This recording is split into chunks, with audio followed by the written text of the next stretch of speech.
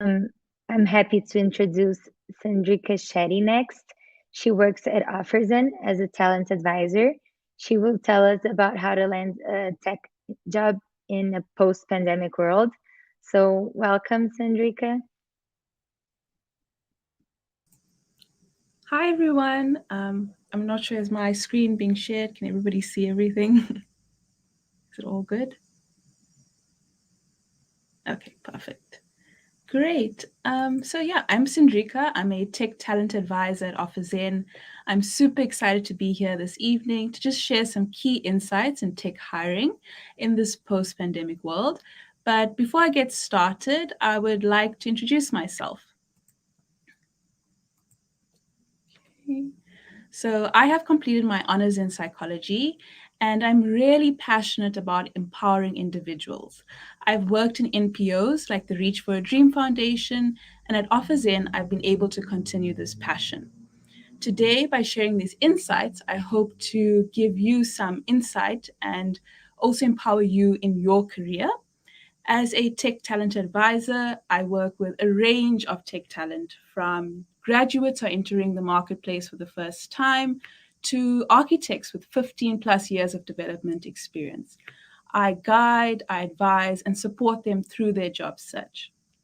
So you must be wondering, what is OfferZen all about?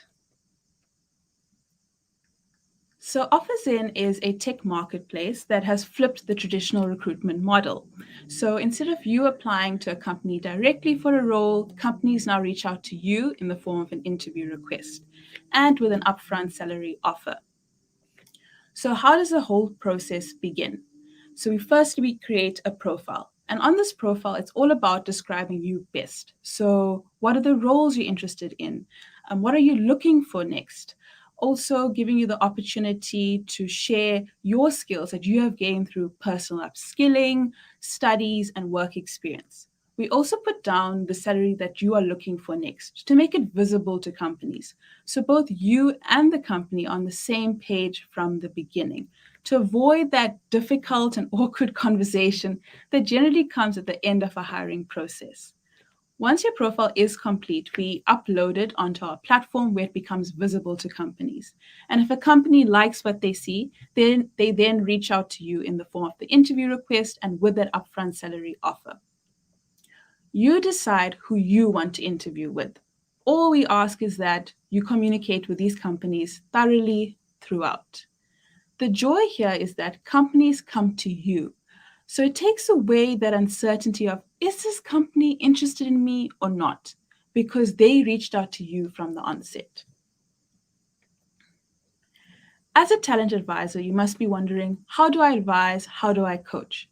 So if you to think about when you go on a holiday and you're getting from one tourist attraction to the next, you often whip out your Google Maps to figure out how to get from point A to B. So talent advisors are the Google Maps to your job search. We're here to help you with anything job related, from prepping for interviews and assessments to navigating through any roadblocks that may appear on your job search, as well as just being your sounding board throughout this journey. We also get paid set salaries, so we don't earn commission. So, our dub here is finding you a job that's going to make you the happiest and give you an amazing experience on the platform. So, taking this into account, we're now going to look at today's agenda for the session. Firstly, we're going to look at the impact that COVID-19 has had on the tech hiring scene, specifically taking a deep dive into the shift that's happened in hiring managers' mentality. Also, then looking at how we can navigate through this new hiring process, and specifically looking at what are hiring managers now looking for. And then I'll share some practical tips on how to job search. So you may be asking yourself, how has things changed since COVID? But before we look at how have things changed, it's important to look at what were things like pre-COVID. So the hiring process pre-COVID favored developers, particularly top tech talent, and they were notoriously difficult to recruit. So companies would be much more accommodating and risk-taking when it came to hiring them. So, for example, they would put an entire process on hold to give developers the 3 weeks that were desired for them to come back to the company. Then, during COVID, both candidates and companies became risk aversive. Companies were less willing to take chances on, for example, a highly technical candidate that may not have been a clear culture fit. And then candidates themselves were less willing to jump ship to a new and more exciting opportunity if they already had stable employment. So now, what are things looking like post-COVID? So it's important to note, firstly, that we're actually not in the post-pandemic or post-COVID world yet. We're really in the transition period between pandemic to post-pandemic. And that said, we have observed that the power dynamic between candidates and companies has become more balanced.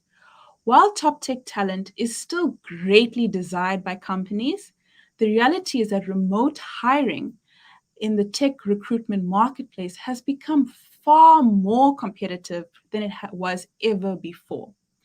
So, developers are now competing across borders against the best of the best for the first time.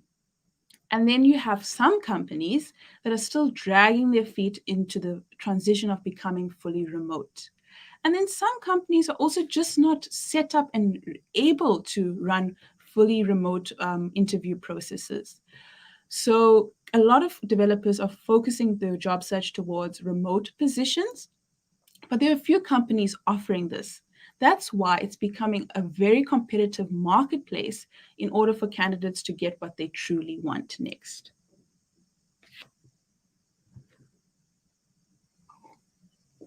So, why is this all important? Why is this topic important? It's that 1 in 4 developers want to move jobs in the next 3 to 12 months.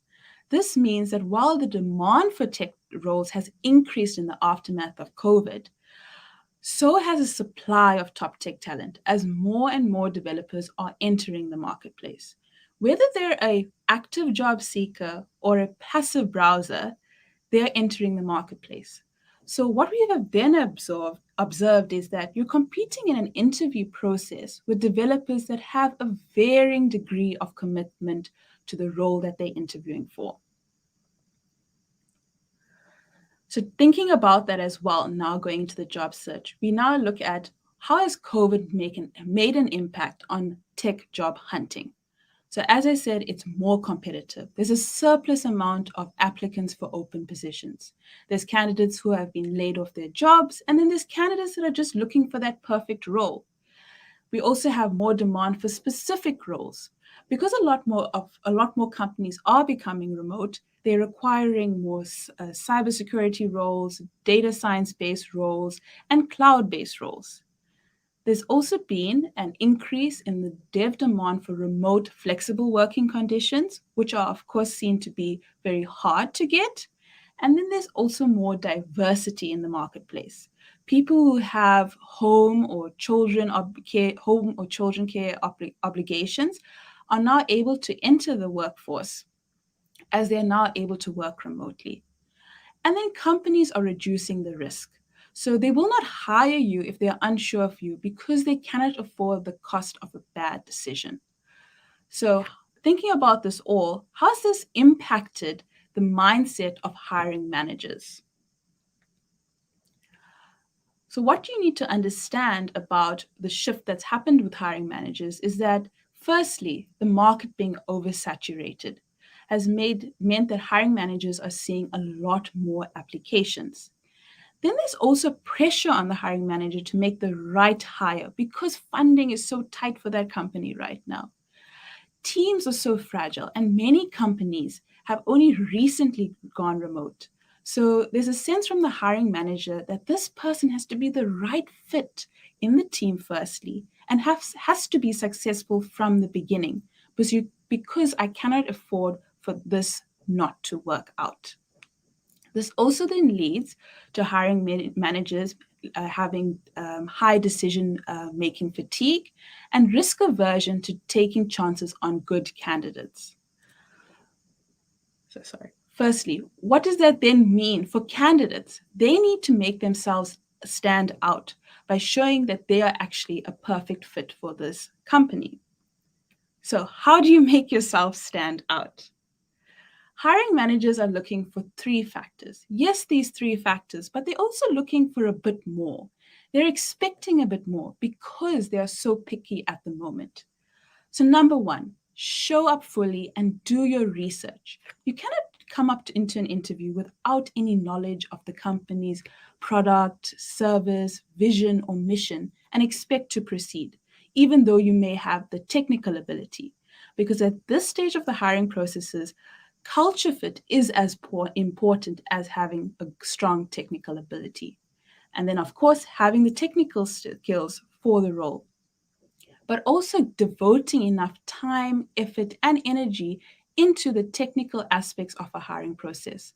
For example, not taking a tech assessment just before a meeting or in your lunch break, but really showing that you have interest and putting in effort into this hiring process. And then show that you're passionate about the role in the company. This will be easier if you consistently demonstrate knowledge of the company and that you'd be a great addition to the team.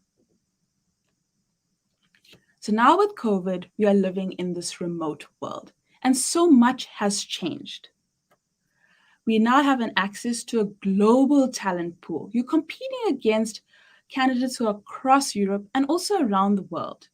A lot of the interviews are now happening remotely via video call or phone calls, and then remote onboarding is taking place. You're starting a new job with little to no in-person contact. The one thing at OfferZen that we've picked up in this remote hiring world is a trend called pajama mindset. We found that a lot of candidates are not taking remote interviews as important or as serious as in-person interviews. So they're attending their interview on their cell phone or having poor internet connection or dressing inappropriately. And this is just showing poor interview etiquette to the hiring manager and that you're really not serious about this process. So, what are the remote keys to success? Number one, it may sound simple and pretty easy, but internet connection and signal. You don't want to be in an interview with a hiring manager trying to convince them that you're the best fit for this role in a robotic voice, or trying to or repeating yourself consistently because the internet keeps cutting off. Strong internet connection is so important. It shows that you're professional and you're taking this seriously. Over prepare for interviews.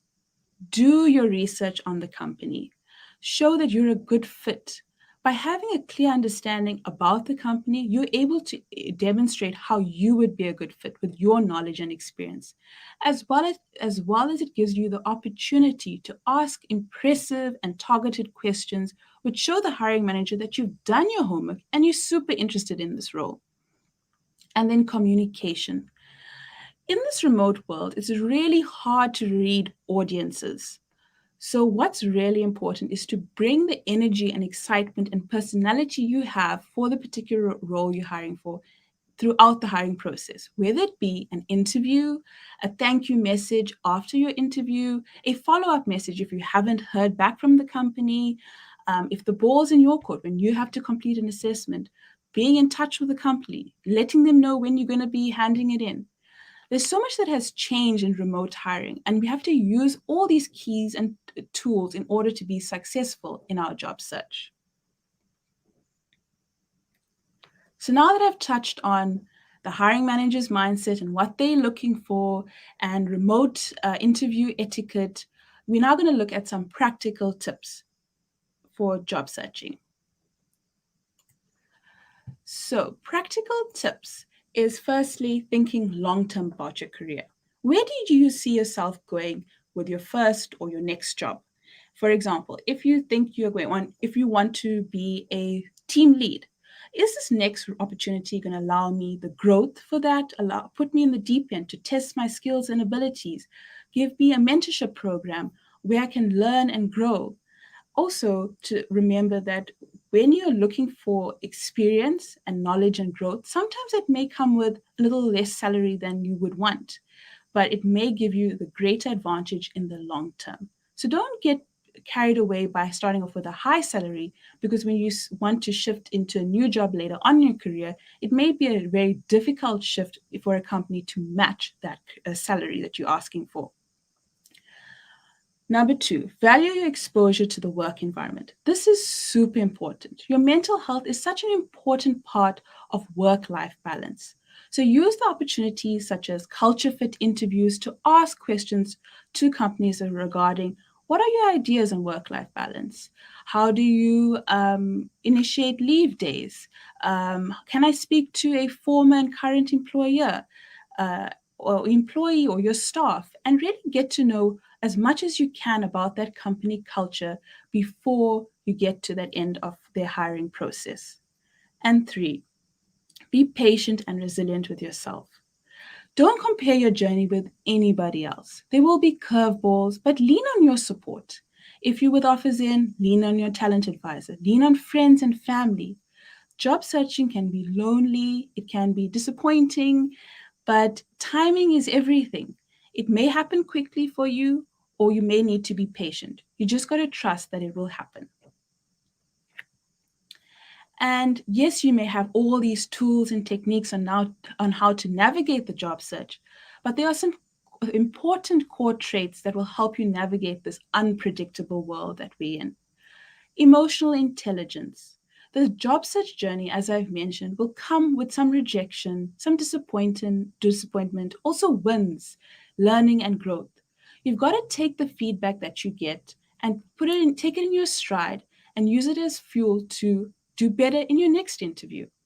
This also reflects on resilience, having resilience to overcome the challenges that come with job searching. Staying positive and motivated is really important in this job search journey. Self-awareness, be able to recognize your weaknesses, areas of improvement, as well as your strengths. And then being adaptable to this ever-changing climate. So in conclusion, realizing that good enough is not good enough anymore in this current climate of job searching, and that companies want someone who's willing to commit to the interview process and that has both a technical ability as well as a passion for the role and the company. I hope this presentation has been insightful to you to land your next tech job in this post or pandemic world. In true OfferZen fashion, we'd like to give away some swag to each attendee. All you have to do is complete the form via the QR code or the hyperlink, and you will get one of these Get Fetched t-shirts. I can take some questions if there's time.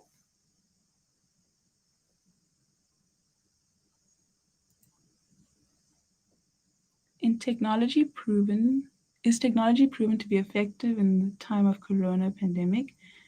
Welcome has tonight.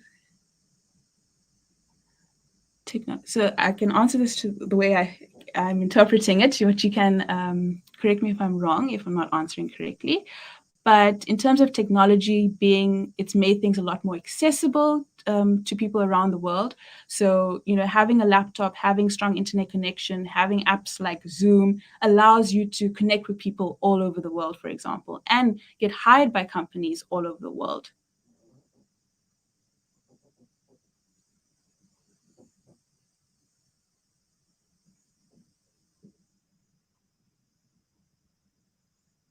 So why are you saying that remote impacts tech hiring?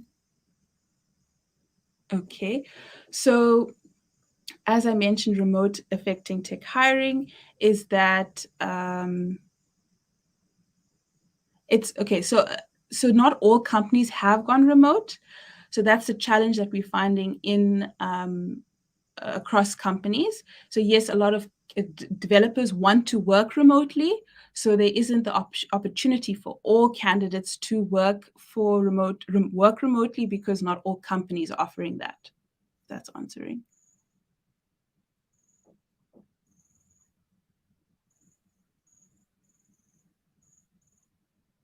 It's passed over.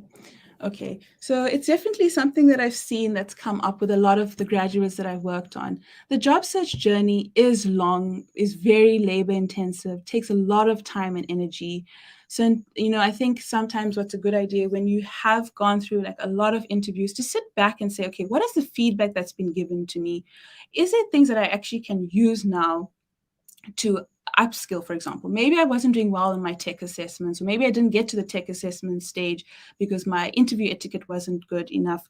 So what can I work on? So let me actually take a step back, let me take a break from interviewing and look at all the areas of I can improve on, and then go back in a stronger, more fresh mindset. Thank you so much, Sandrika. They were really good tips. I think they're going to be really useful for a lot of people. So thank you for coming and talking to us. Thank you for having me. Um, Good evening, of course. everyone.